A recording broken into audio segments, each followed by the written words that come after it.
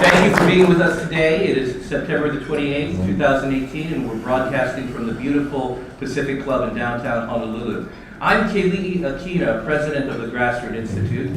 We're an independent public policy think tank where we do research and education, and we like to help people build a better Hawaii in terms of a better government and economy.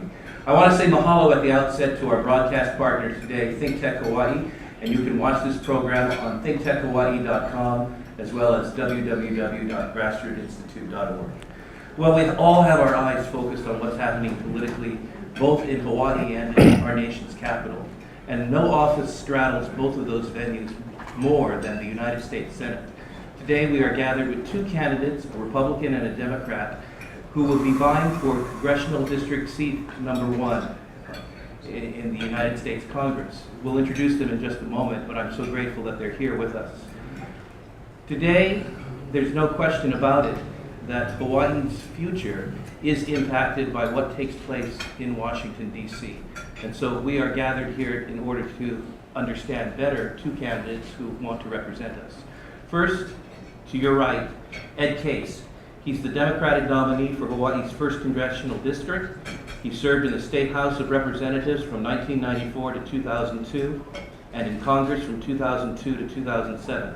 He also served as Senior Vice President and Chief Legal Officer for Outrigger Hotels Hawaii. Give Ed a big hand. Thank you, Ed, for being here.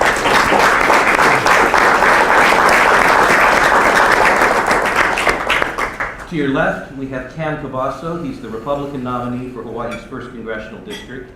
He also served 5 years in the Army, and after that served in the State House of Representatives from 1985 to 1991.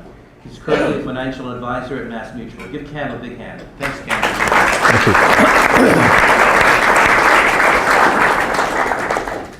Thank you. Even as we watch national news today, we realize that our U.S. Congress and the federal administration are hotly divided along partisan lines. Whoever represents us in the U.S. Congress is going to have to cross those lines in order to serve Hawaii. So here's my first question that is going to go to Cam Cavasso. He'll have 2 minutes, after which I'll offer the question to Ed Case, and he'll have 2 minutes to respond. This question concerns promoting bipartisanship in Congress. Cam, given the ideological conflicts between Democrats and Republicans in Congress and with the administration, what strategies would you employ to best advocate the needs of Hawaii? You have 2 minutes. Thank you, KLE. When I was in the Hawaii legislature, I worked well across the lines with the Democrats. But in Washington, there is a gulf now that is as big as a Grand Canyon. It's no longer across the aisle. And my first responsibility is to bring balance to Washington, D.C. My responsibility is to be the Hawaiian Republican in our Congress that can speak to the president, that can speak to the Republican administration. And yes, I will work to the best of my ability with Tulsi Gabbard and the others from Hawaii. But we recognize that we really have no voice right now. And with the Grand Canyon Gulf that we have now between us, we must have a Republican in Congress, one who can work with President Trump and with this Congress. I believe that this is the best way, and I look forward and ask for you to send me to Washington, D.C. Thank you. Thank you very much. And now let me offer the question to Ed Case. Ed, given the ideological conflicts between Democrats and Republicans in Congress and with the administration, what strategies would you employ to best advocate the needs of Hawaii? Ed? Well, thank you very much for identifying the central issue in my campaign, and frankly, what should be the central issue in all of some 470 some odd congressional campaigns across the country, which should be decided in just a few short weeks. Can our national government work again? That's the central question. That's the central point. That's one of the two central platforms in my campaign, the other one being a strong team for Hawaii and Washington. Let's deal with the first one here. Obviously, the last couple of months and years, and especially the last couple of decades and hours in Washington, have only indicated the incredible divides that we have in our country, the incredible antagonism, the incredible tribalism, as was described in our morning's paper. The question is, can we dig ourselves out of this? Because it is clearly losing the sense of trust in the American people. That's the most dangerous symptom It's clearly eroding democracy. It is clearly causing us to kick so many problems down the road. You talk about Social Security, you talk about the economy, you talk about Medicare, you talk about immigration. These are all being crippled. They all have good, solid solutions, but they're being crippled by the division. How do you cut through? Well, first of all, I don't agree that it is simply a matter of what party you're in. I don't agree that it's simply a matter of whether a congressional delegation has Republicans or Democrats or some mix. I think it's about commitment to it and ability to do it inside of Congress. And I'll tell you what I did the first time around, because most of your questions, I'm going to say, well, this is what I did the last time I was there, and this is what I'd be committed to doing again. A, relationships. B, organized efforts to find your friends and work collectively. There is now a Congressional Reformers Caucus inside of Congress made up of Republicans and Democrats who believe that the system is so broken that they're willing to do something that is actually not widely accepted in Washington, which is to come together in a Reformers Caucus and start to advocate. Out of time, sorry. Thank you very much, Ed. Appreciate that. And the next question will go to you first as well. The 1920 Merchant Marine Act maritime laws are commonly known as the Jones Act. It's no secret that the Grassroot Institute has suggested that it's time to update these laws for the 21st century. We don't necessarily advocate a repeal of the Jones Act, but we suggest that certain aspects could be changed for the benefit of the people of Hawaii as well as across the United States. Here's my question for you, Ed, and I'll follow it up with a follow-up question afterward. Ed, do you agree that the Jones Act contributes to Hawaii's high cost of living? And to what extent? And if elected, what would you do to bring about some updating of the Jones Act?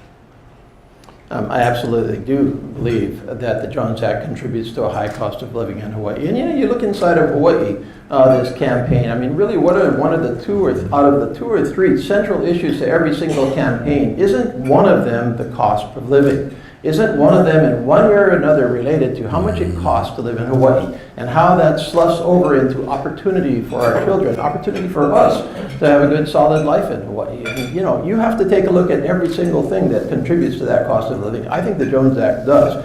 And to my earlier point, when I was last in Congress, I introduced a reform of the Jones Act, and that reform was to exclude Hawaii and the insular parts of our country from the Jones Act. Remember that the Jones Act requires certain controlled shipping between U.S. ports. That's great when you're shipping between Atlanta and New York, since if it becomes monopolistic and the cost gets driven up, then you can just switch over to trucks. You can switch over to trains. It's not true here in Hawaii. So Puerto Rico, Alaska, Hawaii, when you apply the Jones Act to those jurisdictions, it creates a virtual monopoly. And I don't like monopolies.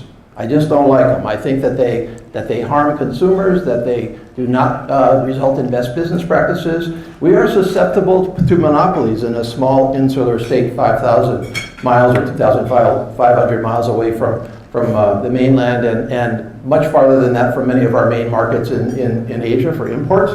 And so I believe that we need to reform the Jones Act from that perspective. It's a long, hard slog, road to hoe, because the other members of the delegation support the Jones Act, still support the Jones Act.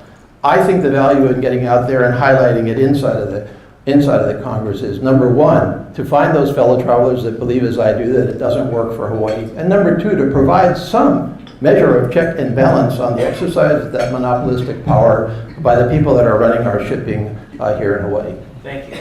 And Ed, I have a quick follow-up for you, if you don't mind, briefly. As you realize, we've been in hurricane season here in Hawaii, and should you be a congressman and a hurricane threatens the safety of Hawaii, would you call upon the president for a waiver of the Jones Act? I think that you have to do that. Obviously, if you have a hurricane that completely disrupts shipping lines and you only have 1.5 shipping companies that are delivering goods and services to Hawaii, no particular economic alternative, flights being extremely expensive, sure, I would do the same thing that Puerto Rico had to do when it actually was struck by a major hurricane, which is to exercise all alternatives to reduce the cost of that shipping, avoid any kind of exploitation of the situation by any of the companies, and to be sure, again, that the cost of the goods coming into Hawaii are affordable here. Now, we're going to have to we have to give something away for the fact that we live in Hawaii and that people have to get the shipping here from most other places, since we don't manufacture most of the goods that we use here, as we all know. But that should be affordable. That should not be exploited as a market which the lifeline for which is completely controlled. So, thank you very much, Ed. I'd like to offer the same question and a different follow-up after that to Cam Cavasso. Cam, do you agree that the Jones Act contributes to Hawaii's high cost of living, and to what extent? And if elected, what would you do to amend or update the Jones Act? Kaylee, I do agree that the Jones Act impacts our cost of living in Hawaii. But what we can do to improve our economy and solve the issues that are covered by this subject, I would bring a more subtle picture to it, if I may. I'll talk about three aspects of the Jones Act. Number one is the ship build. They require that the ships be built in the United States. And I think that, I hope that there's a way that we can bring a place where those ships may be built for Matson and Posh overseas at a lesser cost, or bring competition into the picture.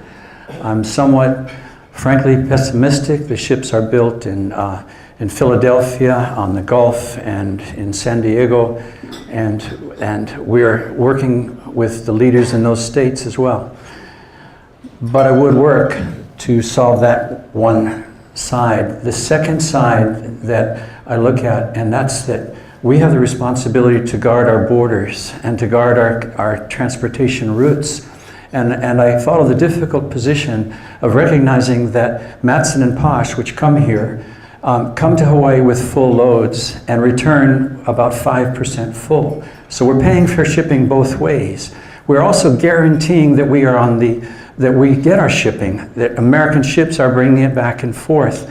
We're 1,500 miles off of the normal shipping lanes.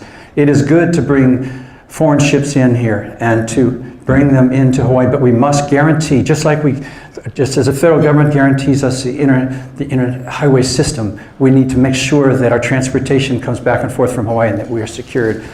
And number three, I just Well, thank you. Okay, we'll bring apologize for that. Cam, as you realize, inter-island ferries are also covered by the Jones Act because they carry cargo between two American ports. Would you have any suggestions or plans for exemptions for inter-island ferries in the state of Hawaii if you become a congressperson? Absolutely. And the ferry system that was ruined by government regulations was a big mistake for Hawaii. We utilized that. As a contractor, I utilized that ferry system repeatedly between Maui and Oahu. As we were doing contracts in Maui at the time. So I would absolutely ask for a full exemption for Hawaii on that side.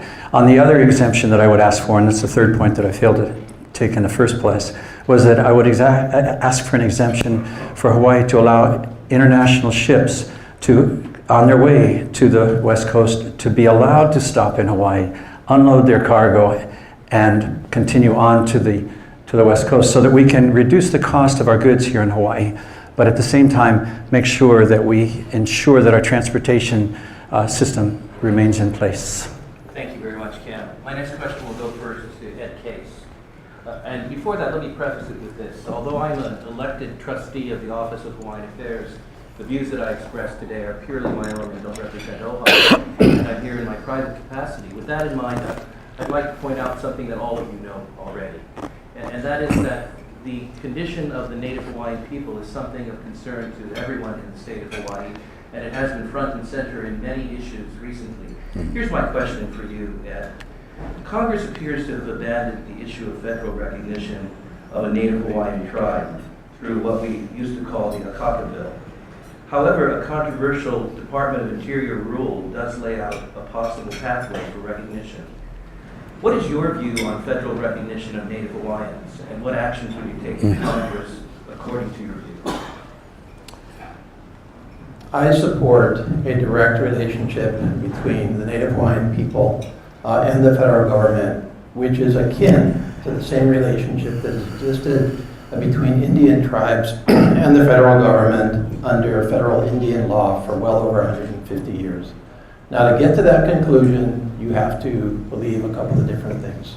And these are where some of us disagree. Number one, you have to believe that the Native Hawaiians are the indigenous peoples of Hawaii. I do. Number two, you need to believe, excuse me, you need to believe that the ability of Native Hawaiians to band together in a government entity of their choosing to negotiate a relationship with the federal government will be good not only for the Native Hawaiians but for everybody else in Hawaii. I believe that that is the case. Some people don't. I do. I've believed this for a long time. I believe that Hawaii is not Hawaii without a strong Native Hawaiian presence, and I believe that that is in both the Native Hawaiian community's interest and in our interest to have a strong Native Hawaiian presence. I've also believed for a long time that Native Hawaiians are better off if they exercise autonomy over a limited scope of their own affairs rather than other types of relationships that are out there. Now, you're correct, Kelly, that the federal recognition bill is not before Congress and probably won't be before Congress, and that there is an administrative process in place right now. And that process awaits the Native Hawaiian community to decide what form of entity it wants to adopt and then go into those negotiations. Now, that's not something that's going to happen at the end of the day. The end result is not going to happen without the federal government weighing in and the state government weighing in and the people of Hawaii weighing in, because those solutions, those details of that relationship are not yet known. However, my approach from the perspective of a member of Congress would be to step back and let that process unfold on its own. Thank you very much, Ed. Let me offer the same question to Cam. Congress appears to have abandoned the issue of federal recognition, that is the Akapa bill, as its recognition of the Native Hawaiian tribe. However, there's a controversial Department of Interior rule that lays out a possible pathway for recognition. What's your view on federal recognition of Native Hawaiians, and what action would you take in Congress according to your view? Thank you. I do not believe that it's in the best interest of our Hawaiian state, our people, or our Native Hawaiians to be considered an Indian tribe or to come under the rules of an Indian tribe. I believe it's harmful to us as a people. Kamehameha III said we are of one blood, all men, all races, and our United States and our Constitution protects that right. I do not believe that it would be wise to separate the ethnic Hawaiians into a separate governmental entity. And I believe the solution is to grow together. I look at what is happening in, my wife is from South Dakota. I look at what happens to the Indian tribes in South Dakota, and it's not beneficial to the people. I look at our Hawaiians that were once in the early days, we were the most literate nation in the world. Hawaiian people are smart, they're quick, they learn and we need to give them the freedom to do that and not be dependent on government and not be dependent on government controls. I believe that the homesteads are good, but the homesteads should be allowed to become private. Right now, we control the Hawaiian people. I'm from Waimanalo. We control the people in the homesteads so much that they don't have the freedoms they need to grow. If you marry someone of a different race and then you have children, they lose their home. It's government control that's not good. And so I look for freedom and liberty. I look for observation of the United States Constitution. And I might say that I do support working in private sector with various ethnic groups and all backgrounds, but not to make a Hawaiian nation. Thank you. I'd like to give the audience an opportunity in a few minutes to participate. So start thinking of what question you'd like to make to one of the candidates. We have a microphone set up to my right over here, and I'll call you up to stand in front of the microphone and ask your question. The next question will go to Cam Cavasso. And it has to do with an area of research that has been very important at the Grassroot Institute, and that is uncovering the state's unfunded liabilities, especially with respect to the retirement benefits for our public workers, particularly their pensions and their health care. And so here's my question, Cam, if you take this. Hawaii has approximately $26 billion in both unfunded pension liabilities and OPEB, other post-employee benefits, which is health liabilities. These are costs that taxpayers will have to address in the future. Besides sending money, how can Congress help states and counties that are burdened by unfunded liabilities and OPEB liabilities? The best way they can help them is to help our economy like we're doing right now. You know, I'm in finance. Our retirement system is now, because of a prosperous economy, because of a president and a Congress that has given us tax refunds, has decreased our taxes, has helped our businesses grow and our economy grow. Our economy is now doing twice as it was under the previous administration. We're now at 4.2 and maybe even reaching 4.4 in the next quarter. So the answer is to keep the economy growing. You know, for example, our pension system in Hawaii is north of 7% this year because of an economy that's doing well. The controls of that will have to be within the state of Hawaii. They do have an out-of-control system of retirement where people, and I think they're addressing that in our legislature and our government now to limit the future growth or distribution of the pension system. But promises made are promises that should be kept, and we can move on from there. So my answer again is that from the federal government's perspective, we need to return liberty and competition and an economy and give us all the right to work and make things happen, and that is the best answer for our retirement system in Hawaii, to make the economy grow, and we're doing well right now. And I go to Washington to help make that continue to happen. Thank you. Thank you, Ken. Now I'll offer the question to Ed, please. Yeah, I agree with Ken that from a perspective of what the federal government can do to assist the state pension challenge, growing an economy, a national economy, and having a very strong national economy is the number one thing we can do, because after all, our pensions are in earnings, and the better those earnings do, the better the pension does. But I will also say that to hang the entire solution only on that is to ignore the real problem. By the way, this problem is not unique to Hawaii. Obviously, we all know that virtually all counties, states, and the federal government offer some kind of a pension system or some fashion of a pension system in the states and the counties. It may be a healthcare system, it may be an outright pension system, and obviously in the federal government, we have the same model with Social Security and Medicare. These are all on an unsustainable fiscal path right now. Why? Because of combination of income slowing when benefits are rising for demographic reasons as well as administrative reasons, and with costs not being adequately controlled, especially in the place of Medicare. So these are very, very tough decisions that have to be made politically, and one of the consequences of paralysis in Washington, and by the way, I will say one of the consequences of not solving the problem right here in Hawaii, is that legislators are afraid to lead. They're afraid to make the very, very difficult decisions that need to be made to set these programs back on a sustainable path. Now, when I was in the legislature in the 1990s, we did some of this tough stuff. We did some of this hard lifting, especially with the state employees' healthcare fund, when we took some very, very tough decisions that were unpopular, but they set that healthcare system on a better path, a more sustainable path. Some of the decisions that were made, or actually the decisions that were not made since then, have made it a little bit more shaky again. But those are the things that have to happen. So, you know, from the federal government's perspective, a strong economy helps, but it's a state government decision to write and to create a sustainable state pension system. Thank you, Ed, and I'll give you the next question. It has to do with President Obama's Affordable Care Act and the aftermath of that. The rollout of what we call Obamacare Marketplace in Hawaii was problematic at the best. Health insurance costs are currently soaring. What would you do in Congress to help reform the health insurance marketplace?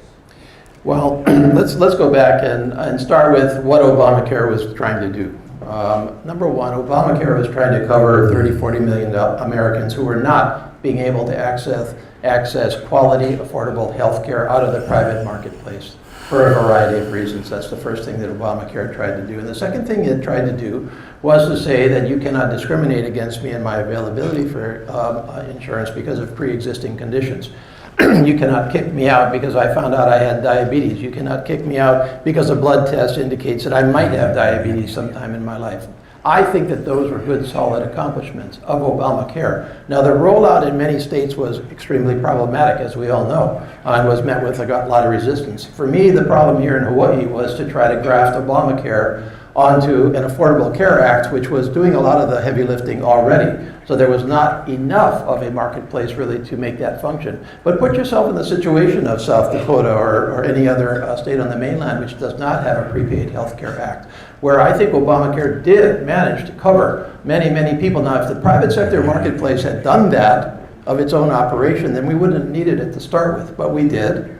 And so for me to be asked to simply jettison Obamacare because it's had problems rolling out, I would ask you the question, well, okay, what are we going to do then with the many Americans who are not accessing health care? Are we just going to say, well, you're, pardon my language, SOL all over again?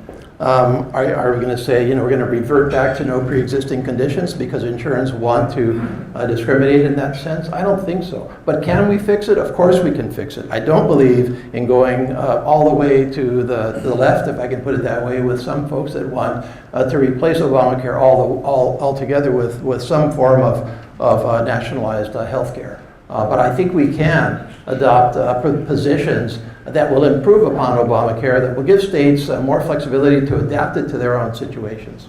Thank you, Ed. And the same question now goes to Cam. The rollout of the Obamacare marketplace in Hawaii was problematic. Health insurance costs are soaring. What should Congress do to reform the health insurance marketplace? What would you do in Congress? Again, I am a free enterprise person, and I would disagree that Obamacare helped our nation. I would disagree that it brought us stronger. My position is that it actually hurt us. It hurt our competition. I would restore us to the healthcare system that we had even before then. The system that allowed our doctors to design their own systems, allowed competition to come in. In my own case, the insurance costs that I incurred were significantly higher under Obamacare. We were allowed to go out and we found a meta-share where you're sharing your costs with others, and our cost of insurance is half of what it was. That's the kind of system that works, where we take care of the doctors, the medicine, the medical systems, and allow them to create their own systems to compete with each other. The government's role is to protect the competition and make sure that all things are honest and run with integrity in the front. So, looking ahead now, I believe that, and I believe that we need to simply encourage competition, move ahead, but we can set up systems that take care of the widows or people that cannot take care of themselves. There are places to go, and that is a place of government and private and churches to be involved. So I do not think that we should continue with Obamacare, go to strengthen the private healthcare system. Thank you, Cam. And my next question will start with you as well. There's no question about it that Honolulu has gotten on the map nationally for its Honolulu Area Rapid Transit Project. Last summer, the Grassroot Institute discovered that regardless of which side citizens and policymakers were on, pro-rail or anti-rail, they were in agreement that the finances need to be looked at a little more carefully. So here's my question about reducing the cost of rail. What can the federal government do to reduce the cost of large transit projects, and more specifically, increase oversight and reduce costs of the Honolulu Rail Project? What would you do in Congress? The federal government has a place in our rail, as they are part of the financing of the rail. So their oversight should be welcome. Their auditing should be welcome. As far as what we can do, it is my position that the rail was generally, we're looking at technology that's generations old and that it's not advantageous to us, but we went ahead as a state to move ahead. And even though states across the nation are experiencing problems, what we've done is we put ourselves into a position that, in my opinion, we cannot reverse. We need to go ahead. It's a mistake, but we need to go ahead and correct the mistake to the best of our ability, which means to help it become operational. I've worked with a couple of engineers here recently that show that if the private sector can get involved, and it looks like as of today they are getting more involved, that we can find ways to reduce the cost and to make it into a much more workable system. One of the options we should look at is cutting the rail short and not completing the final phase. So it's something we need to look at. And as far as the federal government is concerned, our place is to help Hawaii finish the job, to work with the Hawaii situation from our federal position, but not to tell them how to do it. We're going to help, we're going to advise, we're going to audit, and thank you. Thank you. Ed, what can the federal government do, and what can you do as a congressman, to reduce the cost of large transit projects and more specifically increase the oversight and reduce costs for the Honolulu rail project? Well, I mean, let's just talk about Honolulu Rail directly, since that's a huge part of the responsibility of any member of Congress from Hawaii today, past and future. So that is clearly something that your next member of Congress will have to be dealing with. And how do you deal with an incredibly difficult project, problematic project, a project where obviously mistakes have been made, are being made? How do you deal constructively? Because obviously the discussion that we have sometimes mirrors the national government, which everybody's yelling at each other, nobody's trying to figure out what the right solution is. The key question for a member of Congress from Hawaii is, what are you going to do about the Federal Transit Administration, which obviously it does owe a lot of money to the state, because it is a partner in that project, and the Federal Transit Administration partners with many projects around the country. So I see some members of our local political group being very upset at the FTA for asking tough questions of the financing plan. And my response to that is, that's the FTA's job. The FTA's job is to provide oversight. The FTA's job is to provide an independent view. The FTA's job is to rise above the politics of the situation. The FTA's job is to devote its expertise in running these projects. So I think that my job as a member of Congress, from a federal perspective on the rail, is to let the FTA do its job and not start to micromanage the FTA back from Honolulu. I think that the FTA is asking the right questions, and I expect those questions should be answered. Thank you. Ed, I'm going to ask you the next question as well. It has to do with North Korea and national security. Given the developments in North Korea, do you support President Trump's increase in defense spending?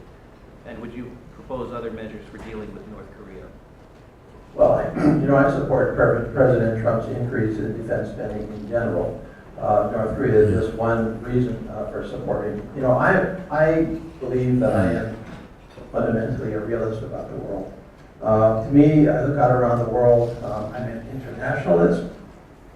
That may be a difference between me and our president. Sometimes our president seems to be kind of coming back inside the country rather than engaging in the rest of the world. That's a disagreement I may have with him on some areas. But fundamentally, his desire to provide a strong national defense with a realistic view to countries like North Korea, like many other countries in the Middle East, I can support that. I believe it. I always have before he was president. One has to look around the world and see that there are both opportunities and threats. And sometimes you have opportunities and threats coming from the same country. China is the best example. And China is one or both, and back and forth of an opportunity and a threat to us. It's a relationship that has to be managed very, very carefully, consistently with a solid policy over time. North Korea has suffered because we haven't done that with North Korea. We haven't had a consistent policy with North Korea over time. And as a result, frankly, North Korea has become much more of a problem than it was 10 or 20 years ago. That is emblematic of kicking a problem down the road. But do we have to be careful about North Korea? Absolutely. Can North Korea influence our country directly and Hawaii directly? Absolutely. So do we have to devote the energy to both having a very strong defense capability, but also a very strong engagement policy? So that the message is basically, look, we are going to engage you in a rules-based order, and we want you to join that, be a member of the world community, and benefit from the world community. But if you're going to go out there and not do that, and attack other people and threaten other people, that's not a game we're willing to play. That's the basic message we need. And strong defense is critical to that particular message, the credibility of that message. Thank you, Ed. Now, Cam, given developments in North Korea, do you support President Trump's increase in defense spending, and would you have any other proposals to pursue as a congressman? I do support the president's actions in Korea and around the world. I believe that the strong hand he is taking internationally and in the United Nations is advantageous to us as a people. Before before the missile alert here in Hawaii, we had a poor relationship with Korea, and by bringing them to the table, by bringing the leader of Korea to the table, he has done well in forcing a dialogue with Korea. For the other international, with Iran and with our allies, South Korea and Japan, I'm supportive of the roles he is taking. I'm supportive of the strong stands he's taking, and I'm supportive of the strength he's bringing to our military. Under the previous administration, for example, we had, I think it was 265 ships. Under Reagan, we had 600 ships. We need to restore the strength of our Navy, restore the strength of our military. We need to also cease the social experiment that the previous administration put into our military forces. I was talking to officers and sergeants yesterday, and they say they want to get back to being the military that they want to be, being strong soldiers, strong infantrymen, strong sailors, out to do the job, fight the battles. We need to strengthen our military, and I go there to support him, President Trump, and the administration in strengthening our military, strengthening our defenses, making our stand in Korea strong, in Iran strong, and making sure that we stand with our allies, Israel and Japan, and now Egypt. And so I'm pleased with where we're going. I go there to help it continue. Thank you, Cam, and I'll ask you the next question first as well. It has to do with states' rights. Justice Louis Brandeis said it's the states who are supposed to be the laboratories of democracy, but many state policies are severely constrained by federal rules that have been imposed. Let me, and particularly as conditions for funding. Here's my question. If elected, what, if anything, would you do to loosen federal restrictions on the states? Absolutely believe in states' rights, and I believe in government at the lowest level possible. The 10th Amendment says that that which is not reserved to the government should be reserved to the states and the individual, and that's where we need to be. The government must be downsized. I'm supportive of what the president again is doing in cutting the administration. For every one regulation that comes up, they must cut it by, I think it's five or eight regulations. So federal government, wherever possible, get out of the business of the state. Let us, at the state level and the individual level, make our own decisions. There are places where it's required. The interstate places, the place of the federal government is to defend its people, to defend our borders, and to keep us safe from enemies from without and enemies from within. But to the degree that they impose their will on the states, no. I absolutely believe in the word that you said, that competition strengthens us. Competition, iron sharpens iron, and we need to let the different states come up with their own solutions and then compare those solutions between the states and take that for all of our benefits and grow together as a nation again. Thank you. And if elected, what would you do as congressman to reduce the federal restrictions upon Hawaii? You know, this is a debate, of course, we've been having in our country since whatever it was, 1787, was it? When the 10th Amendment, or after that, actually. We had this exact debate when the 10th Amendment was being put together. What powers should be state powers and what powers should be federal powers? And you know what? We've been talking about this ever since.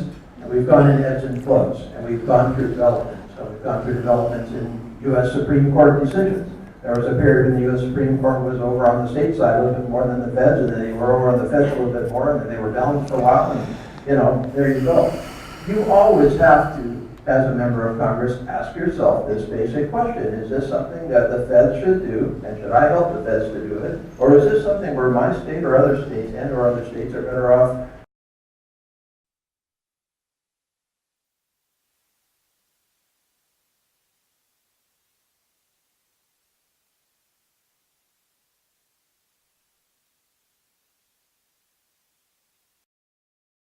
You would never have had the federal government adopt the Civil Rights Act. You would have said, okay, well, it's up to the states whether they're going to give civil rights to their citizens, and if so. And as a result, obviously, we had a lot of states that didn't have anything like civil rights as we understand states' rights. And yet, we take some other examples. I'll give you a really simple one. No Child Left Behind. I was on the Education Committee. The Education Committee was responsible for administering No Child Left Behind. The concept was good, but for Hawaii it was not good. Why? Because the federal government was not only had a national policy on education, which I had no real problem with, but the administration of it was so tight in a one-size-fits-all model that never adapted properly to Hawaii. So I went out to try to change that. Now, I guess you could have put that in a federal versus states' rights context. What I was trying to do was to take a federal program, which I felt was okay overall for standardization throughout our country, to strengthen it and adapt it better at the state level. You can take any issue and we can have this debate on it. Thank you, and I'll give you the next question. Just before doing that, if you are here in our live audience and would like to ask a question of your own, would you begin to line up? Joe Kent is standing over there waving right now, and he'll escort you to the front, and then we'll take your questions in a moment. And here's another question that has to do with federal law as well.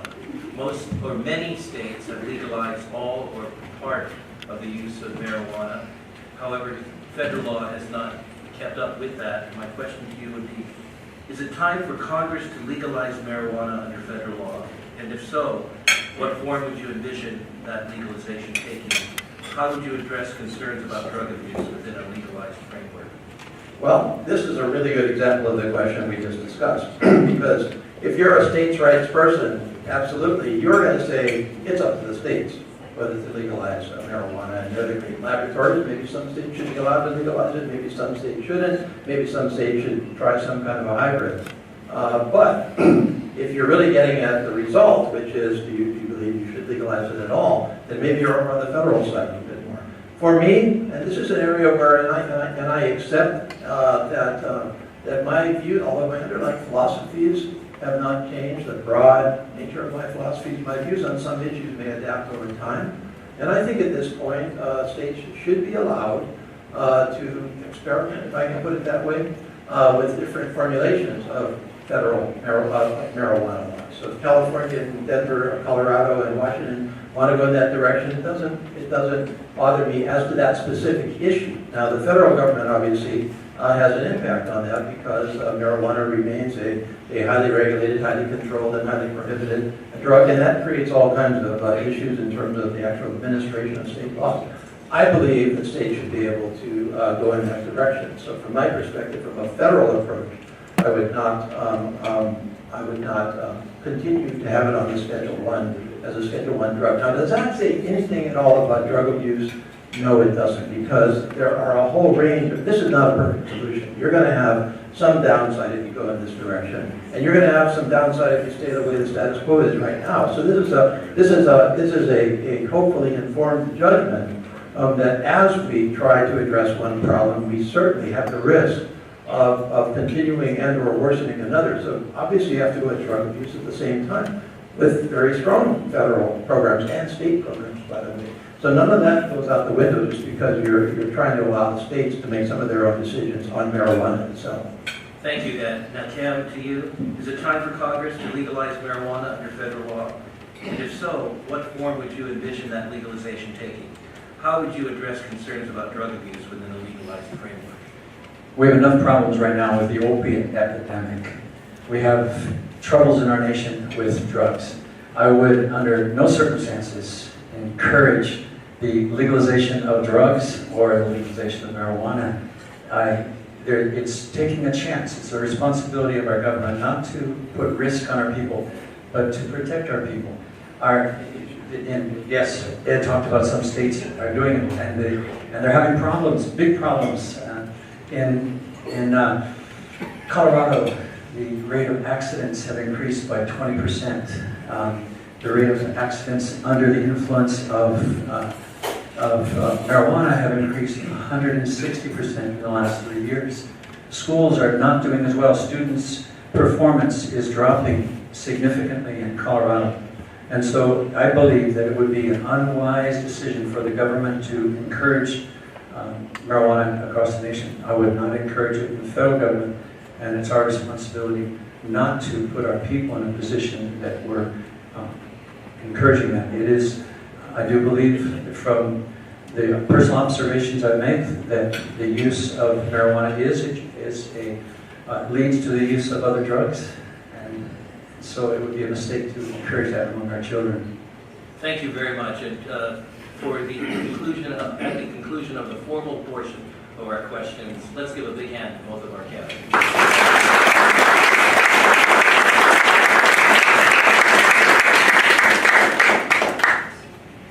Now I'd like to invite members of the audience to ask their questions. If you'd be so kind to step up to the microphone, state your name, and then ask your question very briefly. I'd like to ask each candidate to observe the time limit of 1 minute, and we'll let each candidate respond to the question or to the answer given by the other candidate. Would you introduce yourself, please? My name is Catherine Hensky. Thank you. And my question is for you, Mr. Pace. To use your own words, I'd like a direct answer to the question that was asked about the rail system. I don't want to see you kick the problem down the road, and I think that your answer about letting the FDA handle it wasn't an answer. I'd like an answer. What will you do to solve the problem of a train that goes nowhere? Thank you, Catherine. Ed? You misunderstood my answer, which was to the question. As a member of Congress, what would I do from a federal perspective on the rail? And what I answered you was that I think what I would do is let the FDA do its federal job of overseeing rail. Now, if you want my answer as to rail itself, I think we have all made the decision to build rail, and we need to build it as well as we can. Now, there's a lot that goes into the answer to your to my answer to your question on that. So very, very directly, I think we've made the decision to build rail, and I think we need to build it as cost-effectively, efficiently, and as well and as fast as possible. And that doesn't mean that I sit up there in Washington and say it's a state problem, because frankly, every problem in Hawaii is your problem as a member of the federal government, one way or the other. My direct role is through the FTA. My direct role is through federal funding. But that doesn't mean I can't influence the debate in a variety of ways, because I do have that ability. Thank you, Ed. Cam, any response?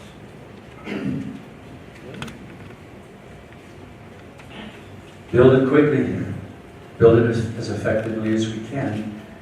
Have the federal government oversee it, as I said earlier.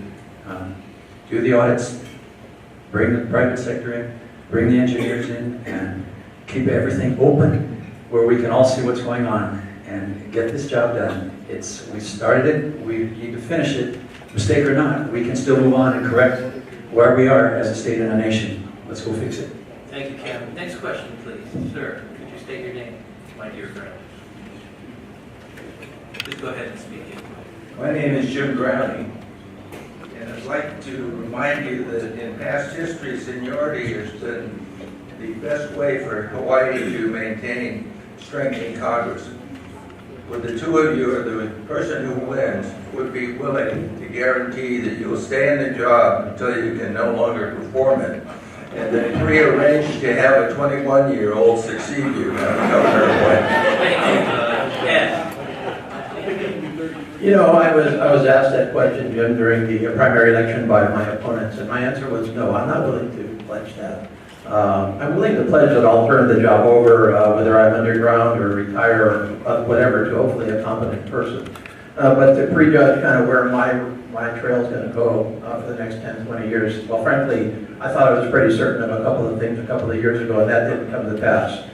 So, you know, I think it's an unnecessary pledge to ask. Now, here's what I think.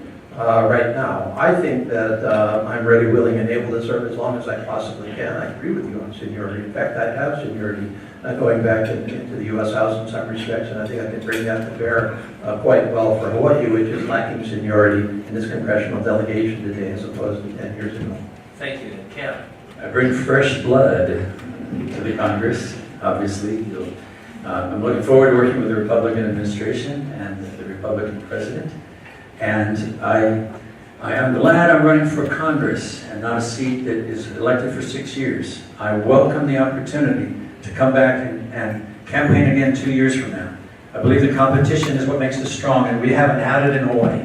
And so I'm so glad to be in this campaign right now, and I look forward to it. And if we send the Republican to Congress, and I believe we will, this one, that it will be a shock in D.C., and this Hawaii Republican will have extra attention, extra ability to influence what's going on in DC just because of the rarity of coming from Hawaii, the 50th state, which hasn't really had a Republican in a long time.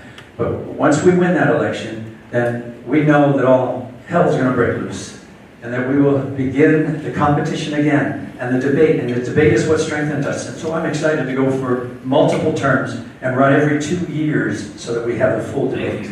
Next question, please. And by the way, thank you to the audience for lining up. We will close the line at this time because we have a limit to our program today. Please state your name and ask your question. This question is for candidate MPs. You're from Hilo and Kyokahatsu, which you stated. I'm asking this question as Kanaka Maoli. You stated that you are in favor of federal recognition for Native Hawaiians. I would like to know your opinion about Section 50.44 of the Department of Interior Final Rule. Secondly, what will you do to help Hawaiians? And for Cavasso, Waimanalo will be in your district. What will you do to help Hawaiians in Waimanalo? Thank you, Ed. I'm sorry, I'm not familiar with that section. What does it say? It's the plenary authority of Congress. It will fall under the... Is that what we were talking about earlier in terms of the regulation providing a path to possible Yes. administrative recognition? Yeah. I answered that. I support that process. It's up to the Native I know, Hawaiian. but what do you think about Congress's power over Kanaka Maoli? Well, the Congress can exercise that power. Congress has the ability to either adopt a federal recognition bill on its own or not to adopt it. And Congress also has the power to technically overrule that regulation. I don't support that. But Congress does have plenary power over Indian law, which is what we're really talking about here from a federal perspective. Now, to your broader question on assisting Native Hawaiians, it is a combination of things. First of all, I do believe that a rising tide lifts all boats. So obviously, as we are helping our economy, obviously as we're protecting our environment, obviously as we're providing a good solid social safety net and good solid education, that is a benefit to everybody in Hawaii, regardless of ethnicity or origin. Oh, wow, it's just getting wound up there. Very good. Thank you, Ed. See edcase.com, Congressional Record, Native Hawaiians. Thank you very much. You asked about people in Waimanalo, Hawaiian homestead, the Hawaiians. One of the things that I would encourage is, again, liberalizing our government controls.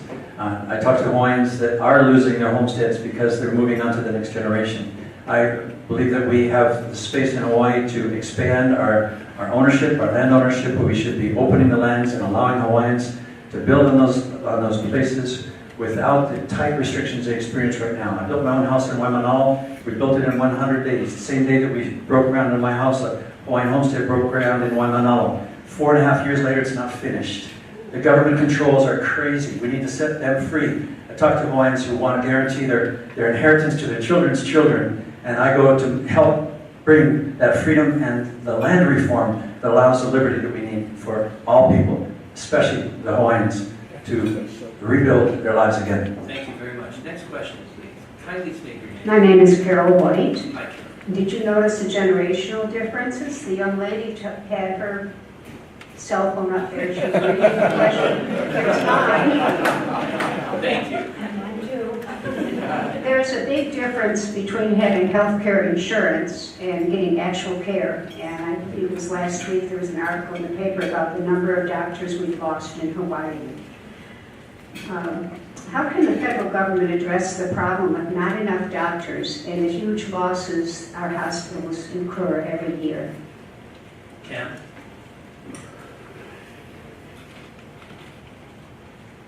Allow interstate communications, allow doctors to create their own solutions, allow the hospitals not to be controlled by the government, to set our people free to choose their doctors, to let doctors compete between themselves. All of these are free enterprise, free solutions, and the government controls, I believe, are part of what is hindering us in Hawaii. In Hawaii, we also need to open the economy. We're talking about helping our economy grow so that they can afford to live here and not have to leave. Right now, I understand at one point, we have a population of 1.4 million people right now. And I understand that we have approximately 1.3 million people who are really affiliated with Hawaii or otherwise living somewhere else in the nation. We're driving people away from the islands because of government controls, and part of those government controls are federal. And so I go to the United States Congress to help reduce the regulations and set our people free. Thank you, Ed. Our son and daughter-in-law, graduates of the UH Burns Medical School, are medical doctors here in Honolulu. They chose to come home after their residencies. Half of their class, I think that's probably, I'm not sure it actually is half, let's put it this way, half of their best friends in law school are not practicing in Hawaii.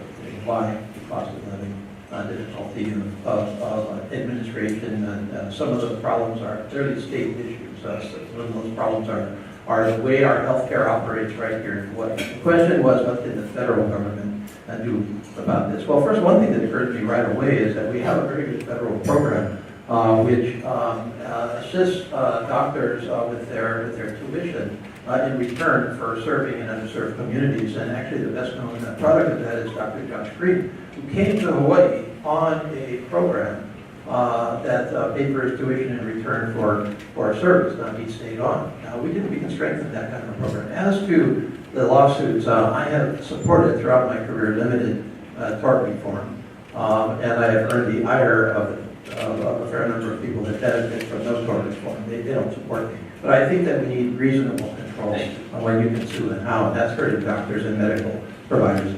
Thank you very much. Next question. Kindly state your name. Hi, my name is Lauren Pear. I'm a big believer in the importance of the First Amendment. I think there's a reason it's the First Amendment, and now that we're in the 21st century, we've seen a lot of political debate migrate online to platforms that, Facebook, YouTube, Twitter, which each kind of have their own little monopolies, and we're seeing what I think is a very concerning trend of both deplatforming and clearly unequal treatment. There was the case of Sarah Jiang, who's now in the New York Times editorial board, who wrote horrible things about white people and men and cops, and a clever conservative activist, Candace Owens, retweeted it, switching out the words for white for black and Jews, and she was immediately banned off the platform.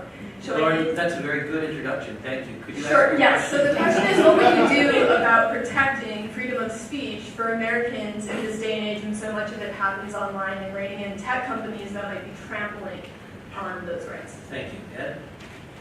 Well, first of all, I completely agree with your sentiments. I think, the First Amendment is critical to our country. There's an old saying, and I can't remember how it goes, but if I can't remember it right, it's now my saying, which goes something like, the First Amendment is a real problem until you don't have it. And I really believe that. In a big picture, of course, there are certain things that our federal government can, should, and must do to maintain a strong free press, especially in today's world. For example, I thought that getting rid of net neutrality was a real tragedy from that perspective, to allow a monopolistic trend in the delivery of those platforms. I think is very, very dangerous.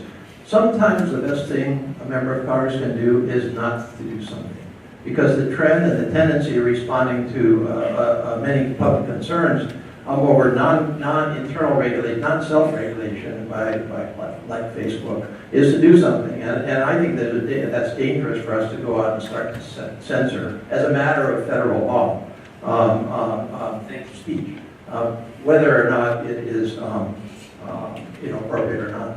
Thank you, Ed. Ken? Political correctness has been destroying our nation. It's been killing the competition of ideas, and we must protect the First Amendment. Freedom of religion, freedom of speech, freedom of the press, vital to the life of our nation. But there's another danger, and that's the danger of monopoly. And as you pointed out, there's the danger of censorship that comes from monopolistic systems. And so I do believe it's the place of government to guard the competition and make sure that the freedom of ideas continue. And we must not fear ideas. We must not fear this debate and the other ideas. Basically, just back when I was a kid, we would brainstorm. You brainstorm one idea that's a bad idea to another bad idea to another bad idea to another great idea. Competition is what strengthens us, so we must ensure that freedom and competition continues, and it may take government intervention to prevent monopolization. Thank you, Ken. Next question, and this is the second to the last question from the audience. Go ahead, kindly state your name. My name's Jeff Crawford. and it's primarily for Ed Case. And Senator Hirono recently stated that she believes men should shut up. Speaking of freedom of speech, I was wondering first, is that the official position of your party? And second, could you comment on the appropriateness of an elected official telling half of their constituency to shut up? Thank you. Ed? You know, obviously, we've all watched the Senate Judiciary Committee in action, and each and all of us have some reason to be very disturbed at what we've seen and even despair. And to get back to my original point, obviously, we need to find a way back out of that. You know, I've known Senator Hirono for decades. Of course, as you all know, I've run against her twice. We had very difficult campaigns together. We disagreed on many issues, but I never doubted her sincerity and commitment. And I have not walked in her shoes. And so I would have said it differently. I personally, on the Senate Judiciary Committee, I would have taken possibly a different approach. But I am not on the Senate Judiciary Committee. She is validly elected by the people of Hawaii. I don't know what caused her to frame it in that way, but that is her right. And again, I didn't walk in her shoes to get her to a point where she obviously needed to express incredible disgust, incredible emotional reaction to what she was seeing. So I'm not going to prejudge her on that. Thank you. Cam, any response? Yeah, the bias she speaks of is terrible. It's terrible for our state and nation. It's a grief to us in Hawaii. It's a shame and a disgrace. Her further action that she denies the right of presumed innocence until proven guilty. Suddenly she's bringing up the issue that you're guilty and you have to prove your innocence. This is crazy. It's not constitutional. It's not observing the laws of our land. And she is entirely out of order. And I'll speak out loudly on that issue and make sure that we get another view from Hawaii that the international press and national press can pick up. Thank you. And our last question comes from former Representative John Carroll. John, could you quickly ask a question of Yes, my question is, my name is John Carroll. The question is, the 1800 case basically says that the purpose of the Commerce Clause is to ensure that every state has equal access to interstate commerce with states, nations, and Indian tribes. My question is very simple. Do you believe that the Jones Act violates the Constitution? And if so, why? And if not, why not? And my second part of the question is, what will you do in Congress to get rid of the Jones Act? Thank you, John. Cam? Sure, as I said earlier, there's subtleties to the law. There's a need for protecting our shipping lanes between Hawaii and the mainland. We have the Matson and the Pasha are competing with each other, maybe not the best, but they are competing in their prices. And we know that they'll come in every two or 3 days. We guarantee the lifeline we have with the mainland. So no, I do not believe the Jones Act is unconstitutional. Will I move to modify it? Would I like to see us have the freedom of not having it at all? Yes, I am a free enterprise person. I prefer no Jones Act. But I don't see, for the safety of our nation, that it is our job to protect that between us. But I would, again, I talked earlier about ending the shipbuilding requirements, and ending the requirements don't allow ships from to the Far East to stop in Hawaii. So I would modify it, but not do it all together. I don't believe it's unconstitutional. Thank you. Thank you. Annette? Well, I've spoken already on my opposition to the Jones Act, at least as practiced in Hawaii. And the Jones Act is a federal law, which is a federal policy judgment, and which a member of Congress can advocate for a change, and I have. Having said that, to my knowledge, the Jones Act hasn't been tested as a matter of constitutional law, and John, we're both lawyers, so my assessment, it probably would pass constitutional muster if it came to that. But if you want to go initiate the lawsuit, go right ahead. I'm happy to have you do that. Thank you very much. Now I have a final question, and I'll start with Ed Case as I started beginning the panel discussion with Cam Cavasso. So the same question will go to each one. This room is filled with individuals, most of whom, if not all, I believe, are going to participate in our general election. We're also being watched through the video and rebroadcast of this program by people asking the question, for whom shall I cast my CD1 vote? Would you take a minute now, please, starting with Ed Case, to tell your audience why you should be differentiated from other candidates and you should become the next congressperson for the Congressional District #1 Hawaii? Well, first of all, thank you to everybody here and everybody that's going to listen to this broadcast for a really interesting and great hour. This has been an interesting discussion. I've learned a lot. I hope you have too. My platform, my candidacy is built on really 2 planks. First of all, let us try to get our country, our national government working again. Let us try to commit ourselves to what every American wants, whatever side of the issue you're on, which is for our national government to just work again and just stop yelling and start to talk. Number 1. Number 2, Hawaii, a small state out in the middle of the ocean, 4 members of Congress, needs a very, very strong delegation. That delegation needs ability, that delegation needs experience, that delegation needs the know-how and the commitment to get the job done. I think my experience in both the private sector, where I have risen to the top of 2 professions, law and executive, indicates that I've done it there. And of course, I've had a long career in politics. You can judge me many times by what I've already done. I am who I am. This is who I am. I'm committed to Hawaii. I'm a believer in Hawaii. I'm a believer in my country. And I'm a believer in representing everybody, regardless of what party you're in, where you're from, what you believe. My job is to represent you, and I will. Thank you, Ed. Let's have a big hand for Ed Case.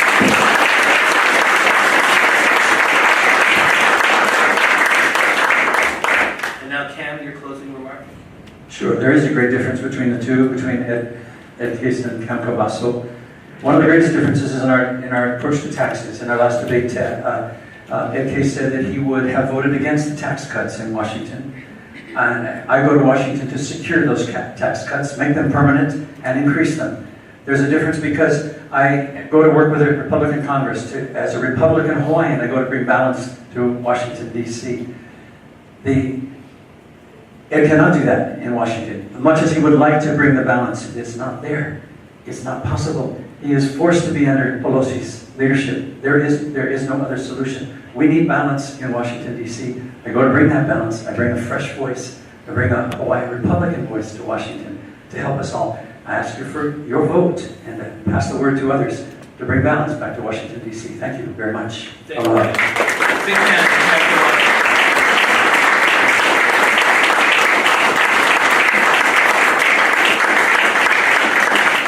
Again, thank you all for being at the Grassroot Institute today. Be sure to look online at grassrootinstitute.org or thinktechhawaii.com for a copy of this broadcast. And aloha to all of you, and another closing big hand to our 2 candidates.